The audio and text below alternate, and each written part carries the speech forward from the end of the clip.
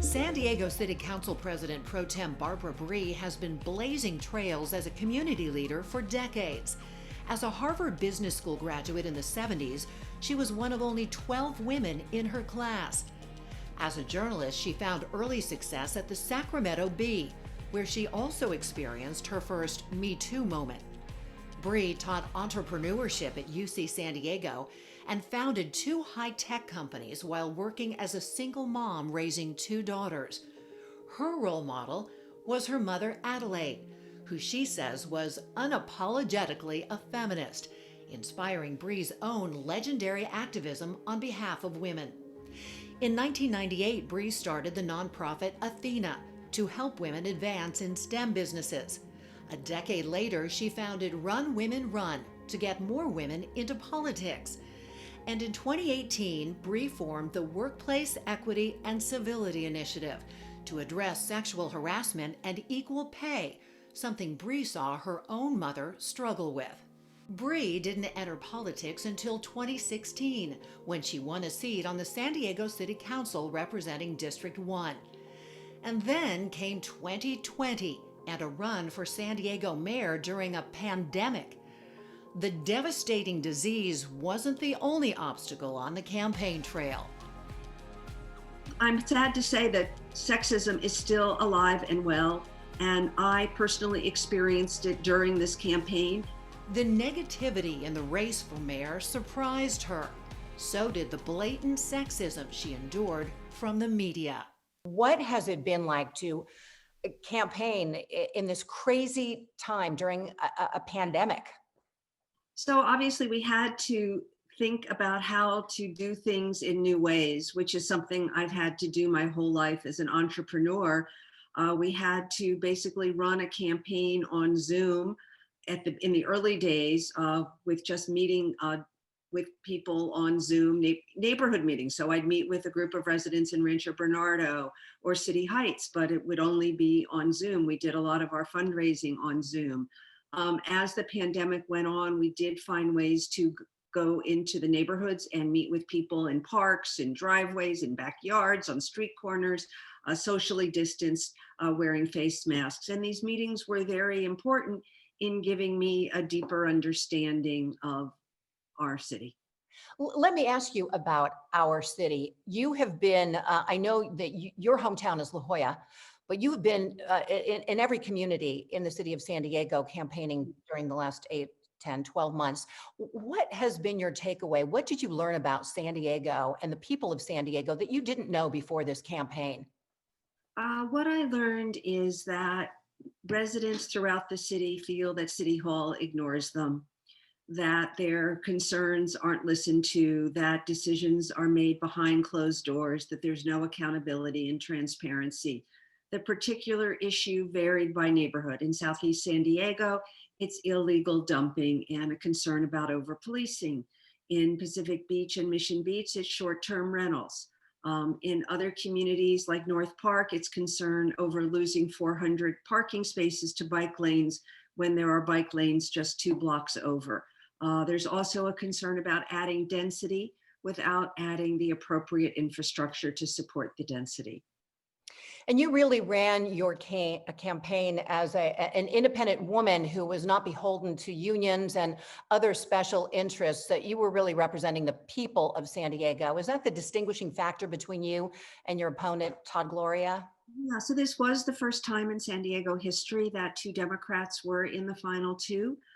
But, you know, we differed in our backgrounds. He has spent his entire career in government. I've had a successful career as an entrepreneur, and I believe that perspective is very important in having to innovate every day of my life, which is something the city desperately needs to do. So I bring that perspective. We differed on housing issues. He has supported state legislation that would eliminate single-family zoning and allow Sacramento to dictate what gets built in our neighborhoods. We differed on our homeless policies. We also differed on AB 5 and how we would approach transit. So we shared core values as Democrats in terms of the environment, in terms of policing. We both supported Measure B, which did pass, which sets up an independent commission on police practices. But there were significant policy differences between us. Let me ask you, you mentioned your background as an entrepreneur. You founded two technology companies, several nonprofits that help women in the workplace and gain equality in other ways as well. How did you develop your passion for activism? I read somewhere that your mother was very Yeah. influential in your life early on, and maybe you saw some things that happened to her that put Mhm. a spark in you. Yeah, so my mom was Adelaide Bree, and I've always kept her name in honor of her. I'm married to my second and last husband, Neil Centuria, but I've always been Barbara Bree. And my mom and my dad got divorced when I was a teenager. My mom went to work full time at a job where she was paid less than the comparable men. There was nothing she could do about it. This is the mid 1960s in Philadelphia. She went out to buy a house she could easily afford. She still had to get a male friend to co-sign on the mortgage. My mom was a true trailblazer. She then went back to school, got a master's in psychology, became a best-selling author. Tragically, she died in 1983 from cancer of the pancreas. But she instilled in me the belief that that you could reinvent yourself over and over again, which is something I've done in my life. And because of her, I understood the importance of empowering other women. And that's why I've started two organizations that empower women. Athena San Diego for women in tech and biotech, which is now over 30 years old, and Run Women Run to elect more San Diego women to office. Because I've always believed that by working together, we can accomplish common goals. But I'm sad to say that sexism is still alive and well. And I personally experienced it during this campaign. Here we are in 2020, and sexism is here in San Diego. Kamala Harris also experienced it during the presidential campaign. The local media referred to me in ways they would never have referred to a man. How so? The Union Tribune endorsed my opponent and said I had sharp edges, but that someone like me would be better at bringing accountability and transparency to City Hall, and someone like me would be a better chief of staff. And this is sexism alive and well in 2020, and is why what you're doing at the Women's Museum is so important. Any other, if it was a man they were describing, they would see that as a powerful attribute. Yes. But for a woman, it's just either annoying or getting out of your lane, basically, Yeah. is what And they're. I was warned about this early on. My pollster, I used the Lake research firm. Celinda Lake is a nationally known Democratic pollster, and she talked to me early on and said, Barbara, when women run for legislative offices, it's much easier. I really didn't experience this when I ran for the city council. And she said, if you run for Congress or state assembly or whatever, you will not experience it. But women experience it when they run for executive offices. And I certainly, I discounted it, but I certainly did. And what about, you mentioned the newspaper, were you, did you experience sexism in other ways on the campaign trail or through other media? No, it was the media, and other media did it too. And I will let the other media remain nameless. The UT, it was so blatant that there were hundreds of, I mean, just, yeah. I mean, Matt Hall called to talk to me, and well, I'm not mad about it. I just said, it's unconscious bias. And then he had to write this, lengthy apology about how I didn't understand. It was mansplaining at its worst. And he got even more criticism for that. It's so infuriating. You mentioned two of the organizations that you founded, non-profits, but there's also something that you also founded that helps, that started the Workplace Equity Initiative. I think it's called WE. Is that how you pronounce the acronym? It became the Workplace Equity and Civility Initiative. And that is fairly recent. I think you did that in 2018. And I was looking on the website there, and we'll show our viewers the website, have a link for it. It's really very interesting, and it deals with pay equality and sexual harassment and other things that are so common that happen to women in the workplace. What inspired that? So 2018, the Me Too movement, starts to become a phenomenon around the world. And my life has always been about San Diego. What can I do to make this community better? So I started thinking about what could I do here in San Diego. And I brought together the leadership, the current leadership of Run Women Run, two organizations that I'd started, as well as the Lawyers Club, which is the Women's Bar Association. And actually Lawyers Club is now running the initiative. And what we did is we held a few facilitated workshops where we tried to create a microcosm of the San Diego economy with all different occupations and small business owners represented, and a disproportionate number of women, to kind of get at what was, happening in San Diego workplaces and what could we do as a community. In my history, I have experienced my own Me Too movements.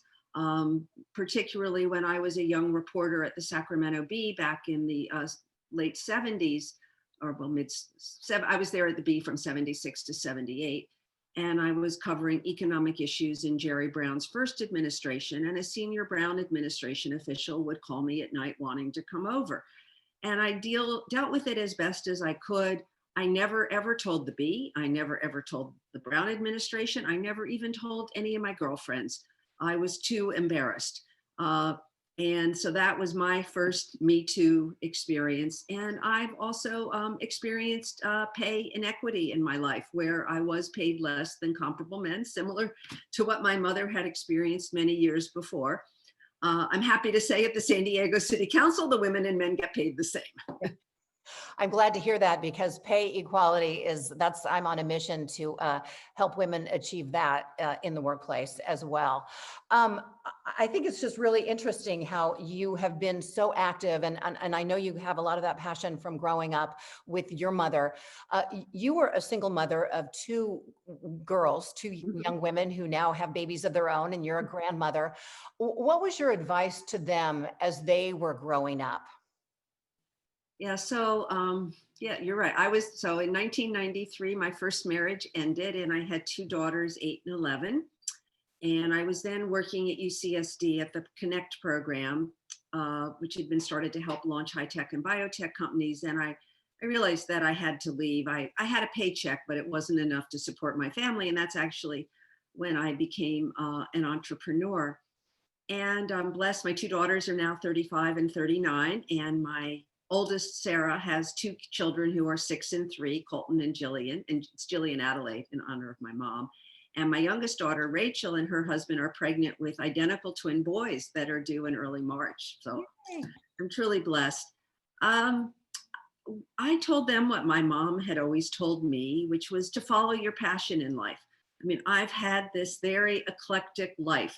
I went to Harvard Business School and graduated in 1976, but I didn't take the typical Wall Street or consulting job. And I was offered, one of those typical MBA jobs.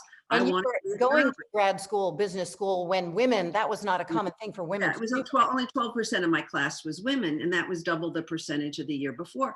But I became a journalist because that's what I wanted to do. I left journalism after my mom died in '84. Because I wanted to have a second child, and I was at the LA Times then, and they wouldn't let me work part-time, and I said goodbye. Turned out to be one of the best decisions I ever made. Because of that, I ended up in the tech world, and then I went from the tech world to being I went to Connect, then to an entrepreneur, and then eventually to City Hall. And so I've always told my daughters to follow your passion. We're a very close family. I'm really blessed. They were all over for dinner last night. We were all sitting outside, socially distanced, with the kids running around crazy. I'm very proud of both of them. My oldest daughter works in real estate development, which is still a male-dominated field. And my youngest daughter, Rachel, is a special education teacher.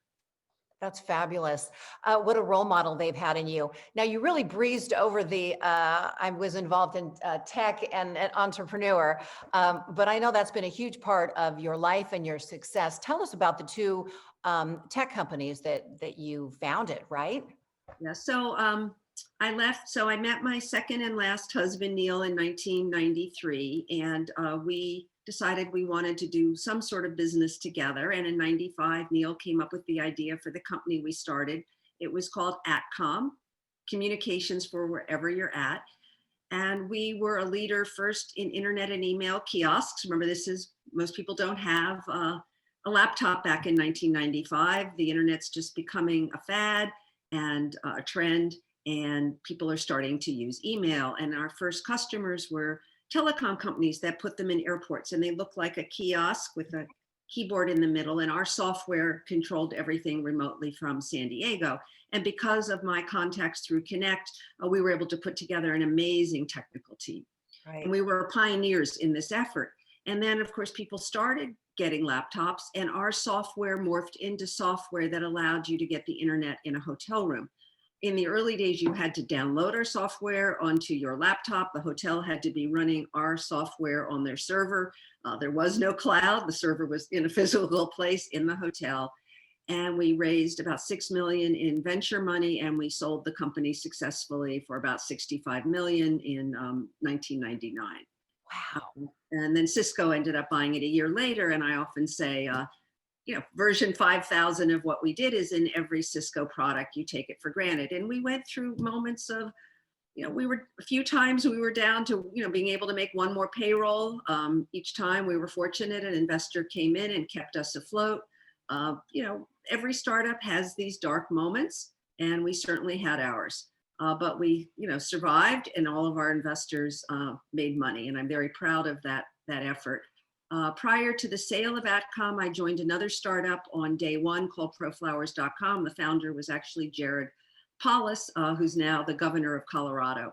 And he had grown up in San Diego. He'd known me since he was 12. And his mom actually called me up in January of 98 and said, Jared's starting a company. Can he talk to you? And the family had the bluemountain.com website, which was a very popular electronic greeting card site.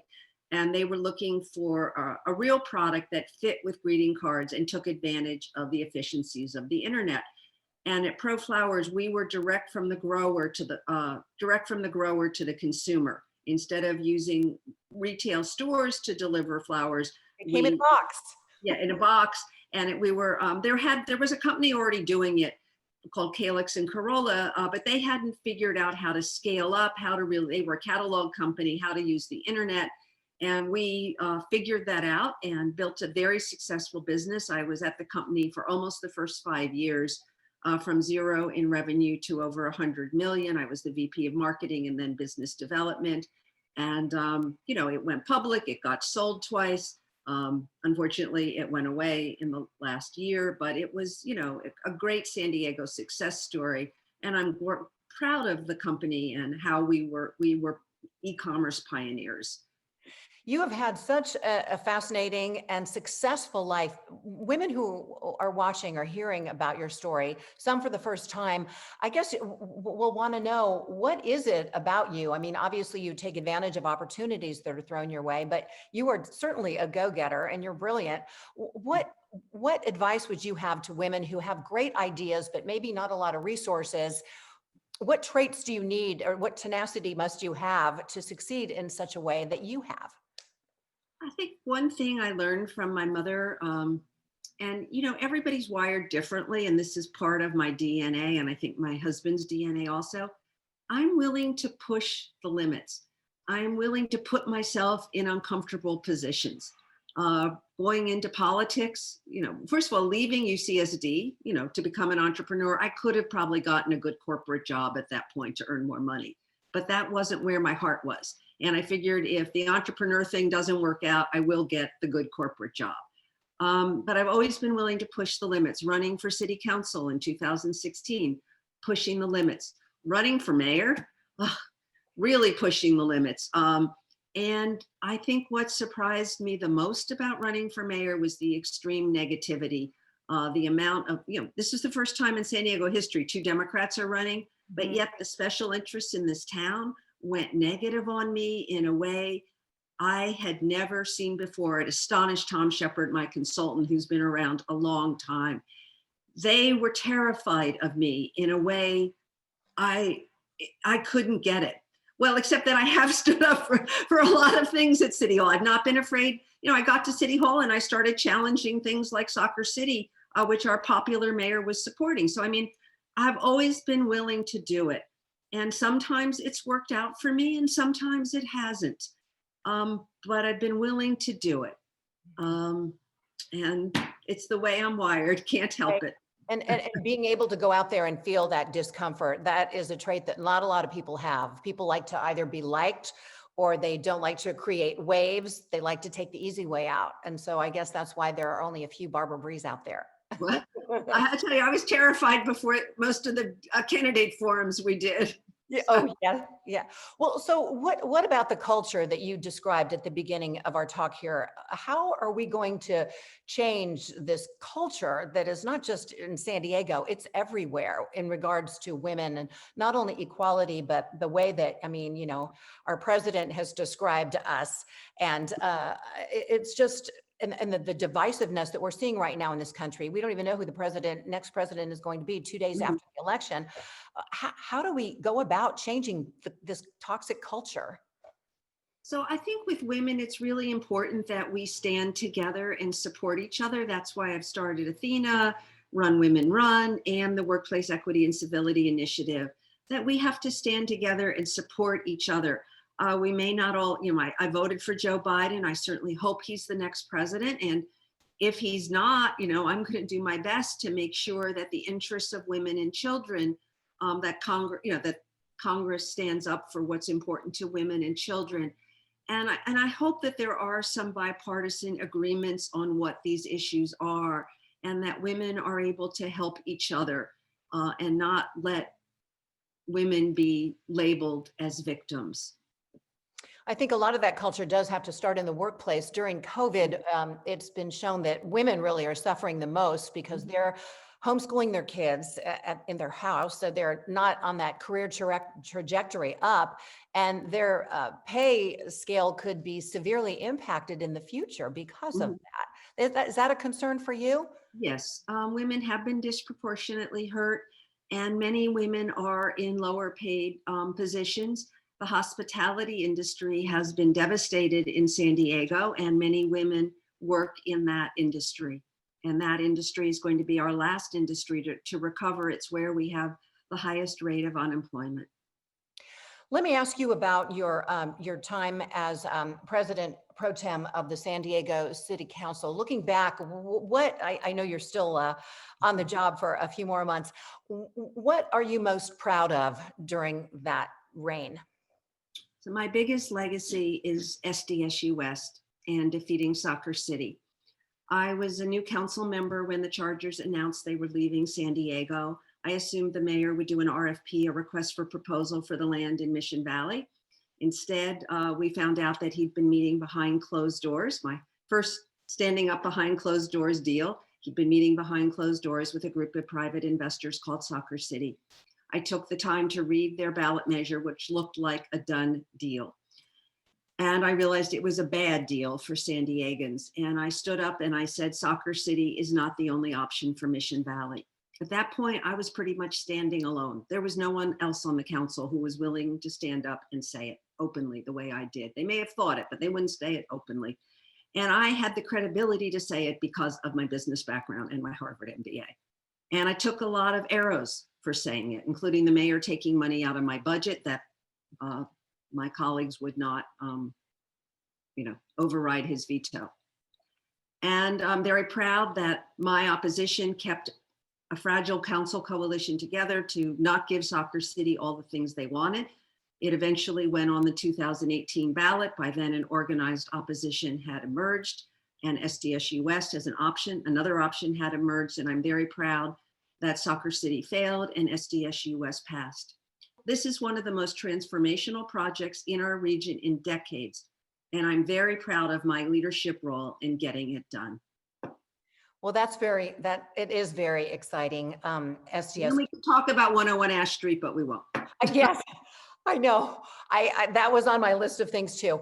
But I know I want to end on I don't know, maybe a hopeful note. Are you hopeful for the future of San Diego? And what is your message as we continue to wait for a result from this election? Well, first of all, I'm very optimistic about our city going forward because, we have a diverse economy. We have an economy with a lot of tech and biotech, which continued growing through the pandemic. We were fortunate that military, aerospace, shipbuilding, construction continued during the pandemic. We are less reliant on tourism than many other cities. And I think, as mayor, and I hope the next mayor, whoever it is, will focus on the growth of tech and biotech. It's coming downtown in a big way, bigger than I could have imagined, but it was part of my long-term vision. And what's important is that we make sure that children growing up south of Interstate 8, who historically have not been able to access these good jobs, will have the skills to do so. And so overall, I'm optimistic about our city. But the way the city government operates must change. And whatever happens, we have built a grassroots effort of hundreds of thousands of residents locally who are going to stand up and demand more accountability and transparency from City Hall. And that's a good thing. That's a very good thing. And San Diego has been very lucky to have you as our leader, and in the past and in the future as well. Barbara Bry, thank you so much for your time today. You are a true trailblazer, and I appreciate you taking time to talk with me. Thank you, Sandra. Next time I get to interview you. Deal.